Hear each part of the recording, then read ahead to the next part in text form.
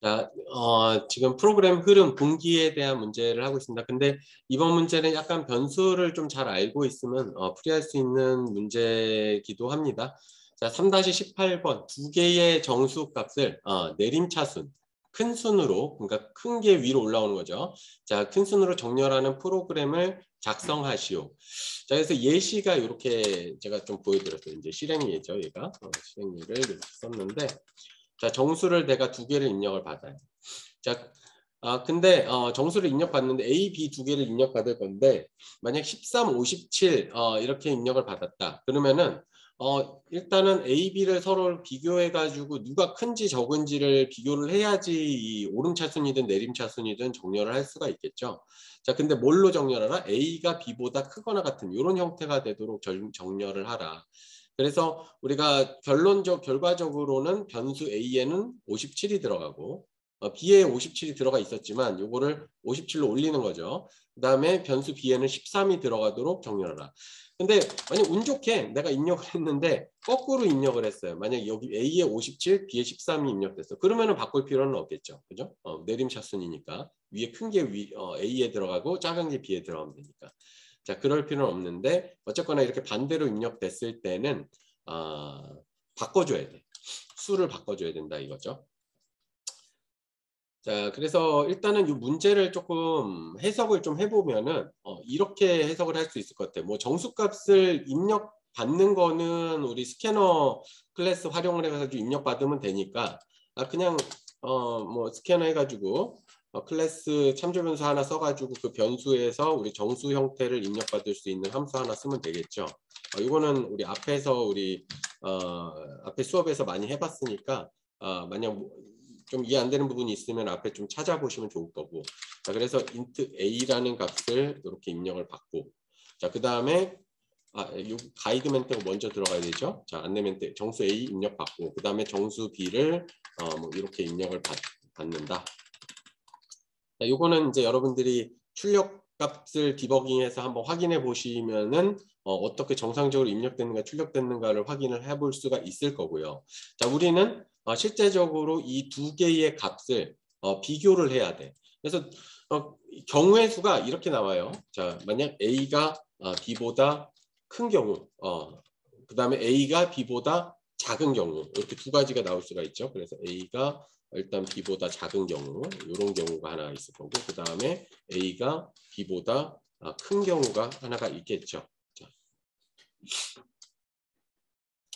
자, 이렇게 바꾸는 거는 굉장히 자주 나오는 우리 문제예요. 우리 여러분들이 실무할 때도 마찬가지고 여러 가지 케이스에서 아주 유용하게 쓸 수 있는 알고리즘으로까지 정렬이 되어 있는 그런 내용 중에 하나입니다. 그래서 이 이제 두 가지를 비교를 해가지고 만약 A 값이 B보다 작으면 어떻게 해요? 얘는 A에 큰 수가 들어가야 되잖아. 작으면 안 되지. 그러면 뭐야? A와 B 값을 A와 자, B 값을 교환하면 되겠죠. 교환하면 되고. 자, 근데 A가 크다 그러면 얘는 뭐 하면 돼요? 아무것도 안 하면 되지. 아무것도 하지 않는다. 변경하지 않아도 되는 거죠. 그죠? 그래서 이런 경우에는 이렇게 하고 저런 경우에는 저렇게 한다. 자, 여기에서 분기의 개념이 나오죠. 그래서 만약 A가 B보다 작은 경우에는 자, 이거는 여기다 쓸까? 프로그램에다 그냥 쓸까요? 만약 A가 B보다 작은 경우에는 그러면 어떻게 해라? 자, if문은 우리 문법상은 다시 안 봐도 되죠? 자, if문 조건식이 안에 들어가고요. 자, 이 조건식의 결과값은 뭐가 돼요? 불리형 값이 돼야 된다. 만약 크면은 참, 작으면 거짓. 뭐 이런 식으로 불리형 값이 들어가야 되겠고요. 자, 그 다음에 만약 작은 경우에는 뭐 하면 돼요? A와 B 값을 서로 교환한다. 이 교환하는 게 이제 중요합니다. 교환하는 거에서는 어떤 개념을 쓰냐면은 변수를 좀 활용을 해야 돼요. 자, 근데 그냥 A 값에다가 B 값을 넣기에는 이렇게 하면은 어떻게 돼? A 값이 사라져. 그죠? A 값에다가 이 제할당하면은 A 값이 뭐가 들어가야 되는지 없어지잖아. 그렇다고 B 값을 그냥 A 값에다 넣는 것도 마찬가지죠. 그럼 B 값이 사라져. 서로 교환을 그럼 어떻게 해야 되냐? 어떻게 해야 될까? 자, 이때 우리가 사용하는 개념이 바로 이 또 다른 변수를 하나를 생성을 하는 그런 개념입니다. 또 다른 변수. 자, 근데 이제 문제풀이 하신 분들 보니까 이거를 변수를 두 개를 더 추가적으로 뭐 민값, 맥스값 이렇게 선언해가지고 거기다가 이제 A값, B값을 대입한 다음에 다시 돌려놓는 케이스도 봤는데 이렇게 하면은 약간 변수 공간을 하나 더 써야 되잖아요. 그렇죠? 그렇기 때문에 우리는 변수 하나만 추가적으로 더 생성을 해가지고 사용할 거예요.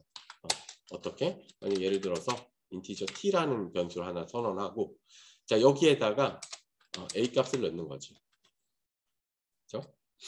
자, 이거는 그러니까 이 활용을 좀 잘하면은 이렇게 생각을 해볼 수가 있을 거예요. 자, 그래서 a 값을 t에다 임의의 값이죠. 저게 이거를 그냥 뭐 의미를 좀 준다 그러면은 템포라고 임시값이라고 해도 좋겠죠. 자, 임시값을 주고 자, a 값을 넣어놔요. 그러면 이제 a 값이 이제 템포에 들어가 있으니까 a 값에다 b 값 뒤집어 씌워도 상관없겠죠? 상관없지. 자, 이렇게 b 값을 넣어. 그 다음에 뭐예요? b 값에다가 뭘 넣으면 돼? 우리 저장해 놨잖아. 템포에다. 그렇죠? 템포 값을 넣어주면 되지.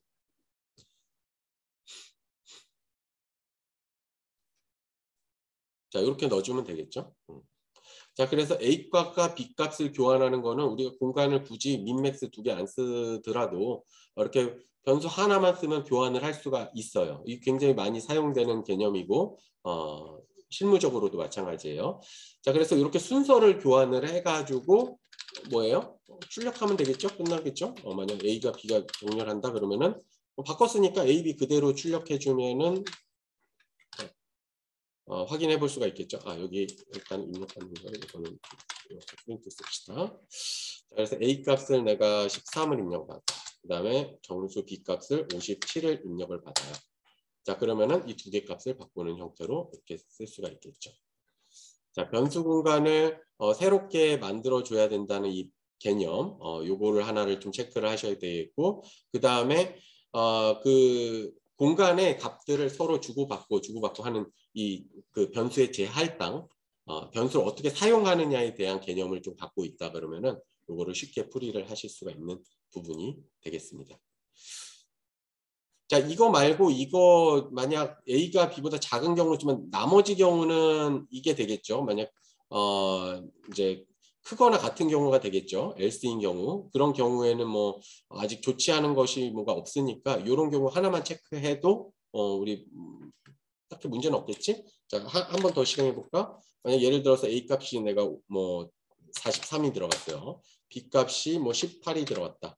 그러면은 그대로 출력을 해주면 되죠. 그대로. 자, 그리고 뭐 A 값에다가 뭐 예를 들어서 뭐 5가 들어갔다. B 값이 뭐 15가 들어갔다. 그러면은 바꿔주는 거고. 자, 이렇게 하면 되겠죠.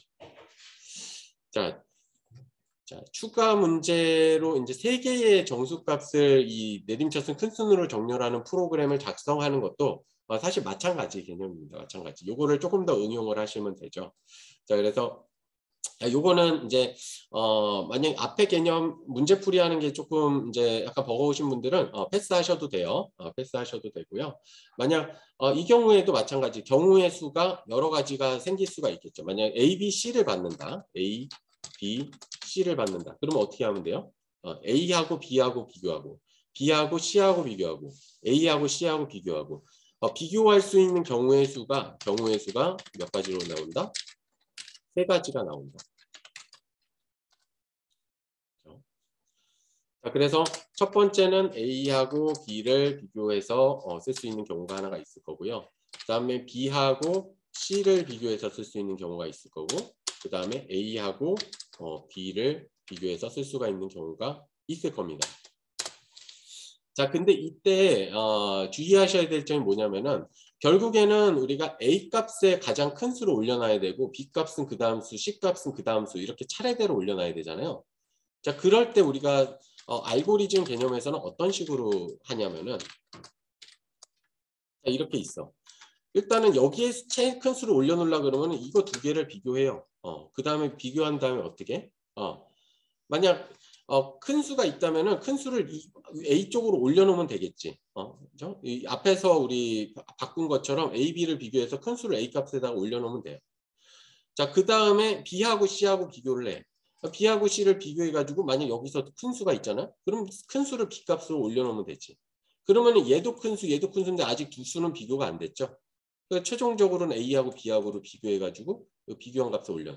그러니까 이건 결국 뭐냐면은 만약 그 이제 각각의 수들을 비교해가지고 비교된 값이 이제 큰 값이 맨 아래 있다 그러면은 하나씩 올리는 거지. 그런 식으로 단계적으로 올려주는 이런 경우가 여러분들 나중에 이제 보시면 자료 구조나 이런 데 보시면 알고리즘으로 이렇게 나와 있는 경우들이 있습니다. 그래서 이런 알고리즘들은 좀 수학적으로 뿐만이 아니라 우리 프로그램적으로도 자주 활용되는 개념이니까 좀 알고 계시면은 수치 정렬이나 이런 것들 하는데 유용하게 쓰실 수 있는 부분이 되겠습니다. 자, 일단은 여기까지 좀 정렬하시고요. 자, 그 다음으로 넘어가도록 할게요.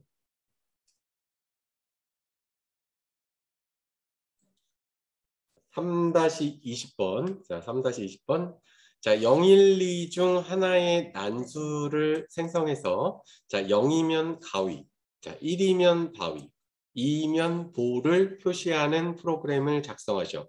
자, 이때 스위치문을 사용하라고 말씀을 드렸고요. 자, 그래서 실행 예를 이렇게 써놨죠. 자, 컴퓨터가 낸 것은 바위다. 뭐 컴퓨터가 낸 것은 이제 이게 바뀌겠죠. 이제 랜덤이니까 난수니까. 자, 난수를 생성할 때 우리가 쓸 수 있는 클래스. 자, 클래스는 역시나 마찬가지 스캐너와 마찬가지로 우리 자바 util 패키지에 포함되어 있는 랜덤이라는 클래스가 되겠고요. 자, 랜덤이란 클래스에는 역시 마찬가지로 우리 스캐너에서 썼던 것처럼 next int부터 해가지고 관련된 함수들이 뭐 next boolean, 뭐 long, 플로트, 더블 등등등등 여러 가지 난수를 반환할 수 있는 함수들을 가지고 있습니다. 자, 그래서 랜덤 클래스를 사용을 해서 난수를 생성을 하고요. 자, 사용하려면 어떻게 하죠? 똑같죠? 스캐너처럼 랜덤 예전에 한번 사용해 본 적이 있을 거예요. 자, 랜드라는 이름으로 우리 변수명을 하나 주고요. 자, 필드명 가져가고 그 다음에 그 안에 이제 자, 객체를 하나를 생성해서 그 주소를 리턴받는 형태로 똑같이 이런 식으로 작성을 해볼게요. 자, 요거는 따로 안에 들어가는 매개 변수는 없고요. 자, 이렇게 쓴 다음에 우리 임포트 해주시면 되겠죠? 자, 임포트. 얘도 마찬가지 자바의 util에 있는 클래스가 되겠습니다. 랜덤.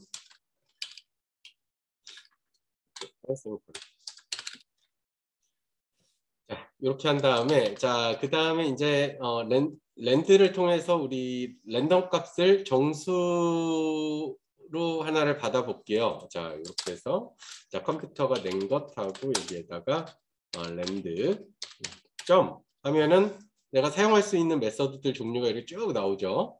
자, 그 중에서 일단은 난수를 하나를 생성을 할 텐데 이게 0, 1, 2 중에서 생성을 하라 그랬으니까 정수 형태로 난수를 생성을 하면 되겠구나. 정수 형태로. 자, 근데 next int라고 하는 메서드가 있고요. 그 다음에 next int inbound라고 하는 함수가 있어요. 자, 우리가 사용할 것은 이 안에 bound 범위가 이제 포함되어 있는 메서드 형태를 가져다가 이제 쓸 거고요. 자, 이렇게 안에 이제 범위 값을 주어지는 경우에는 만약 예를 들어서 내가 5라는 값을 줬어. 그러면은 얘는 0부터 시작해 가지고요. n 값 그러니까 5죠. 5 미만 포함하지 않아요. 미만의 정수형 난수를 반환한다. 이렇게 생각을 하시면 되겠습니다. 0부터 해서 그러니까 결국 5 미만이니까 4까지의 값을 출력을 해주겠죠. 자, 0부터 4까지의 값을 출력을 해주는 메서드가 되겠습니다. 자, 문제를 한번 다시 볼까요? 자, 0, 1, 2 중 하나의 난수를 생성해서 그러면은 0부터 1, 2, 3 전까지 포함이 되면 되는 거죠. 그래서 실제로 우리가 사용하는 거는 여기에다 뭘 쓰면 된다? 3이라는 값을 쓰게 되면은 0, 1, 2까지의 난수를 포함해서 생성하는 이런 형태의 메서드가 된다. 자, 이 생성한 값은 어떻게 돼요? 자, 그 메서드에다가 이렇게 마우스 올려놓으면은 우리 이클립스에서 우리 리턴 타입 이렇게 표시가 되어 있죠. 자, 인티저 형태로 리턴 되죠. 자, 인티저 형태로 숫자를 하나를 받으면 되는데 여기서는 가위바위보니까 우리 뭐 핸드라고 한번 해볼까? 핸드, 손. 변수를 하나 생성하고 그 값을 여기다가 담아내면 되겠네요. 담아낸 다음에 자, 그 다음에 이제 그 다음부터 중요하죠.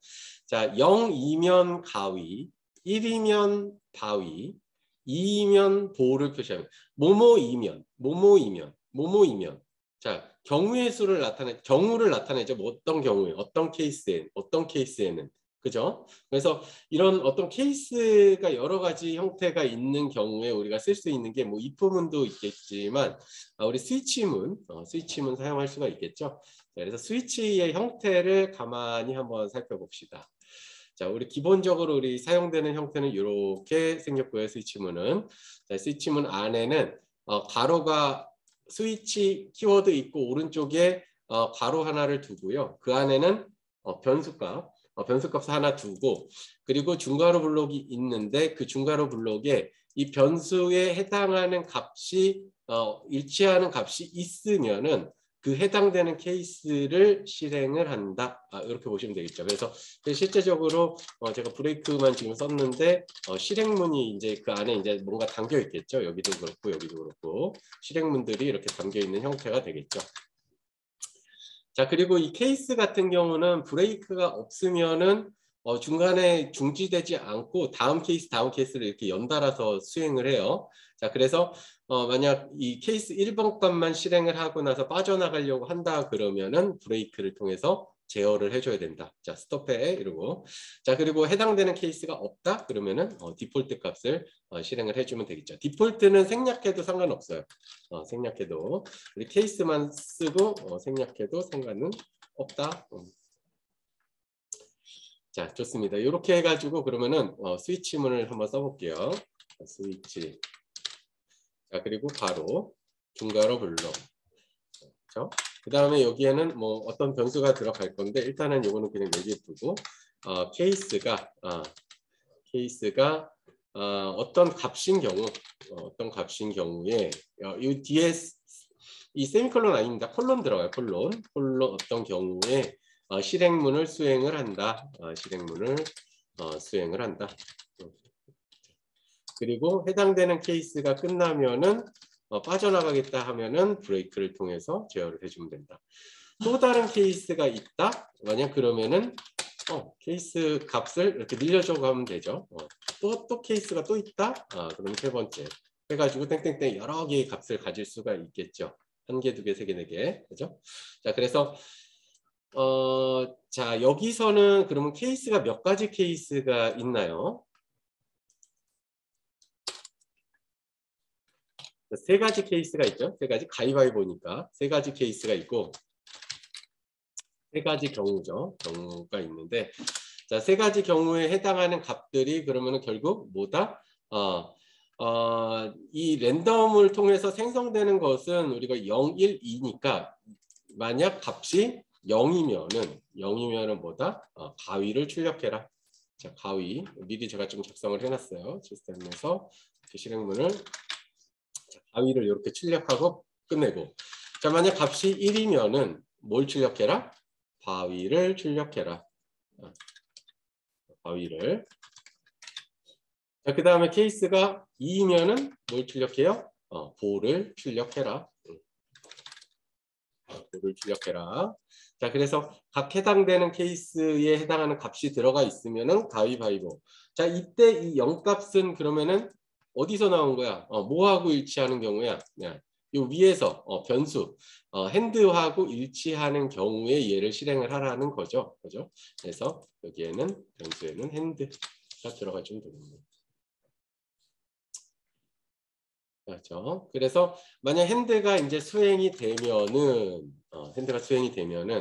자, 뭐 어떤 랜덤 값이 뭐 0, 1, 2 하나가 들어가겠죠. 만약 혹시나 이 값이 어떻게 나오는지 궁금하신 분들은 여기서 찍어 보셔도 돼요. 프린트 하나 찍어가지고 여기 핸드 값이 어떻게 출력이 되는지를 보고 난 다음에 확인하신 다음에 그 다음에 그 값을 가져다가 스위치에서 활용을 해보셔도 좋겠고요. 자, 나는 뭐 이미 알고 있어. 짐작이 되네. 그러신 분들은 그냥 패스하시고 수행을 하시면 되겠죠. 자, 그래서 가위바위보 출력하고 끝났죠. 출력하면 끝나니까 여기서는 문제에서 더 요구하는 바는 없죠. 프로그램을 한번 수행을 해보겠습니다. 실행을 해볼게요. 컴퓨터가 된 것 뭐? 그죠? 뭐, 자, 보. 계속 수행하면 계속 나오겠죠. 가위. 랜덤 값이 나오는지 확인해야겠죠. 가위. 보. 그죠? 바위. 뭐 이런 식으로 이제 계속 쭉 수행이 되겠죠. 그래서 이렇게 확인을 해 보실 수가 있겠고요. 자, 이때 중요한 것 잊어버리지 마시고, 자, 랜덤 많이 사용되는 클래스죠. 자, 이때 범위가 3이라고 하면은 0부터 2까지의 값이 난수가 출력이 된다. 난수가 리턴된다. 이렇게 기억하고 가시면 되겠습니다.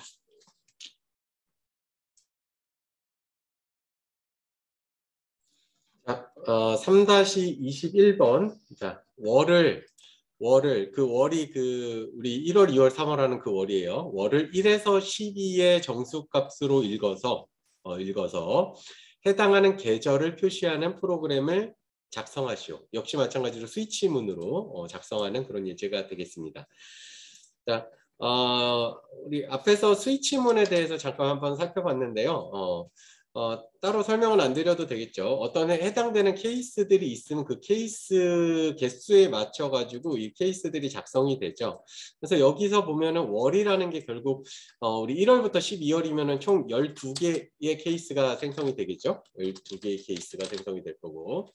자, 이 케이스를 뭘로? 정수값으로 읽어서 정수값으로 입력받아서, 자, 키보드로 입력받아서, 그래서 제가 미리 작성해 놨어요. 우리 스캐너 많이 쓰니까. 자, 스캐너 클래스 활용해 가지고요. 자, 입력 받으시면 되겠고, 입력 받을 때는 이렇게 클래스 객체 하나 생성하고 그 다음에 해당되는 객체 참조 변수 가져다가 점 해가지고 정수값이니까, 자, 정수값이니까 넥스트 인트로 읽으면 되겠죠. 자, 이렇게 입력을 하나를 받아서, 자, 입력되는 값이 그러면은 어떤 값이 들어가야 되겠어요? 1월부터 12월.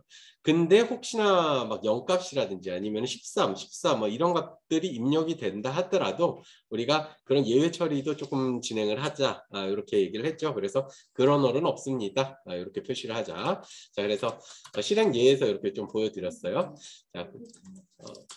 자, 그러면은 입력 값을 우리가 의미를 부여를 해보면은 우리 정수 인티저 형태로, 자, 그 다음에 우리 영어로 month라고 하죠. 네, month로 이렇게 변수명을 하나 선언해가지고 입력을 받읍시다. 자, 그럼 몇 월입니까? 입력하고 그 다음에 해당 값을 입력을 받고, 자, 입력받은 값을 활용을 해서 우리가 그 경우에 수에 해당하는 스위치문을 작성을 하면 되겠죠. 자, 역시 이렇게 작성을 했는데 이거 하고 좀 정리를 할게요. 하나 좀 엉망됐네. 자, 이런 식으로 쭉 수행을 하면 되는데 케이스가 12개라 그랬잖아요. 그렇죠? 12개인데 그러면은 결국에는 봄, 여름, 가을, 겨울이 있잖아요. 저는 여기를 1부터 안 쓰고 봄, 여름, 가을, 겨울로 이렇게 좀 구분해서 쓸게요.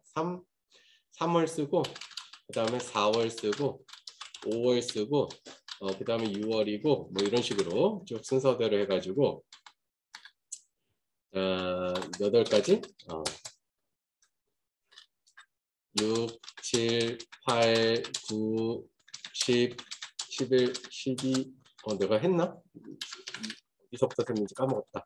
자, 7, 8, 9, 10, 11, 12, 그 다음에 1, 2, 여기까지네. 그죠? 여기까지. 자, 그래서 12개의 케이스. 그 다음에 그런 나머지 케이스들은 뭘로 표현하면 돼요? 디폴트로 표현하면 되죠. 디폴트 값을 주면 되겠죠. 자, 그래서 일단은 점점점을 없애주고, 자, 그리고 나서 디폴트 값에는 뭐가 들어가면 되냐? 우리 해당되는 케이스가 없다 그러면 뭘 표시하자? 네, 그러널은 없습니다. 이렇게 표시를 하자는 거죠. 자, 그래서 이렇게 해서 얘도 이렇게 쓰면 될 거고. 자, 그래서 만약 해당하는 월이 3월이다. 그 3이라는 값이 그러니까 이 변수 값이죠. 예, 변수 값이 months가 변수 값에 들어가면 되겠고, 만약 이 월이 3월 입력을 받았다 그러면은 여기는 뭘 표시해요? 봄을 표시하면 되겠구나. 자, 봄이라는 거를 실행문을 표시를 해주면 되겠구나. 그죠? 4월도 봄이죠. 우리 계절이 그죠? 딱 1, 2, 3부터 이렇게 시작되면 좋은데 3, 4, 5가 봄이죠. 그죠? 3, 4, 5가 봄이고 6, 7, 8이 여름이고 그죠? 여름이고 이런 식으로 표시를 하면 되는데 자, 우리가 이렇게 표시를 할 때 조금 이렇게 반복적으로 이제 수행이 되다 보니까 이거를 조금 더 줄일 수 있는 방법이 있습니다. 자, 어떤 식으로 쓰냐면 보통 브레이크를 써가지고 이렇게 표시를 했잖아요. 자, 이거를 표시 안 하고 그냥 3월에 해당하는 케이스가 나오면은 봄 표시하고 4월도 봄 표시하고 5월도 봄 표시하겠다 그러면은 5월에다만 하나 넣어주는 거지. 자, 그럼 케이스 3이면 아래로 쭉 타고 내려가서 한번 출력이 되겠죠. 자, 이런 식으로 써줄 수도 있다. 굳이 만약 이런 경우에는 똑같이 값 출력될 때는 이렇게 출력값을 한 번씩 한 번만 이렇게 써줘도 되더라. 그래서 6월, 7월, 8월이다. 그러면은 얘는 여름. 자, 9월, 10월, 11월이다. 그러면 얘는 뭐였다? 가을. 아래다 적어놓은 거 다시 쓰고 있네. 자, 가을. 자, 그 다음에 1월, 2월까지는 뭐다? 겨울. 이렇게 표시를 해보면 되겠죠. 자, 아래 거는 다 썼으니까 지우고. 스위치문 자, 가로 라인 맞춰주고 그려쓰기. 됐죠? 이렇게 해서 출력되면은 끝났나? 끝났네. 네. 자, 한번 실행해 볼게요. 자, 11. 이건 뭐지? 잠깐만요. 클리어 한번 하고. 자, 실행해 보면은 자, 몇 월입니까? 일단은 여기 예시되어 있는 걸로 한번 써볼까요? 6월 하면은 여름이구나. 그죠? 여기 옆에다가 좀 쓸까? LM 빼고. 자, 몇 월입니까? 10일 입력하면은 가을이구나. 10일은 가을이지. 자, 그 다음에 몇 월입니까? 이제는 그 범위를 벗어나는 값 한번 입력해 볼까요? 13. 그런 월은 없습니다. 이렇게 표시가 되면 되겠죠. 자, 혹시 만약 이렇게 해서 0인 경우에도 따로 표시해 주신 분 계신데 이 케이스를 0으로 안 가져가고 그냥 디폴트로 다 하면 앞에 것도 다 포함이 돼서 표시가 돼요. 그러니까 이거는 따로 적어 주실 필요는 없고요. 0 케이스를 해당되는 케이스만 있으면 그거 적어 주셔도 되고 뭐 여기다가 옆에다가 이렇게 적어 주셨는데 똑같은 의미예요. 이렇게 쓰나 아니면 이렇게 아래로 내려서 쓰나 똑같은 의미니까 그거는 뭐 크게 상관하실 부분은 뭐 고려하실 부분은 아닙니다. 이렇게 문제를 좀 마무리할게요.